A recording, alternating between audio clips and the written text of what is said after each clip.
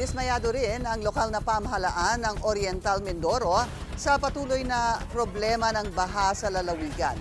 Sa kabila yan ng higit 130 flood projects worth more than 10 billion pesos. Ang detalye sa agenda report ni Joash Malimban. Isa ang Oriental Mindoro sa mga probinsyang pinaka-naapektuhan ng matinding pagbaha. Isang linggo bago ang ika-4 na SONA ni Pangulong Bongbong Marcos. At base sa National Adaptation Plan of the Philippines 2023 to 2050, ito ang ika-9 na most flood-prone area sa buong bansa.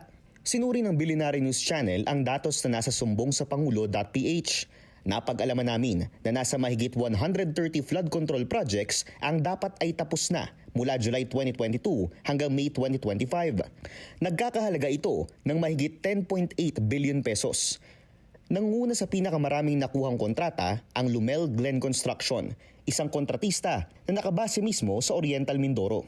Mula 2022, nabigyan ito ng 17 flood control project contracts na may halagang halos 840.5 million pesos. May dalawa pang Oriental Mindoro-based na mga kontratista na parehong nakakuha ng 7 flood control project contracts mula 2022.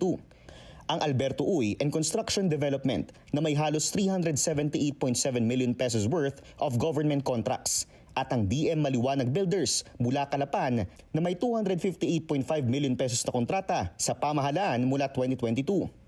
Pero kapansin-pansin na ang may pinakamalaking nakuhang kontrata hindi nakabase sa Oriental Mindoro at wala pa sa 10 ang nahawakang proyekto. May pinakamalaking nakuha ang SunWest Incorporated na iniuugnay kay Ako Bicol Party List Representative Zaldico. Noong 2023, nakakuha ito ng 9 flood control project contracts na may pinagsama-samang halaga na mahigit 2 billion pesos. Base sa pagsusuri ng Billionaire News Channel, tila one-time big-time project ang nasungkit ng SunWest Oriental Mindoro. Siyam na dike and esplanade projects sa Nauhan at Bungabong Oriental Mindoro na may halagang 217 million pesos ang bawat isa. Ilang daang piso lamang ang pinagkaiba sa presyo ng siyam na proyektong ito. Pero lahat, December 15, 2023 ang target completion date.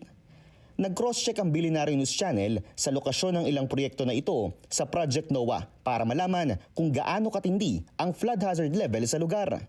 Nasa medium to high ang flood hazard level sa Nauhan.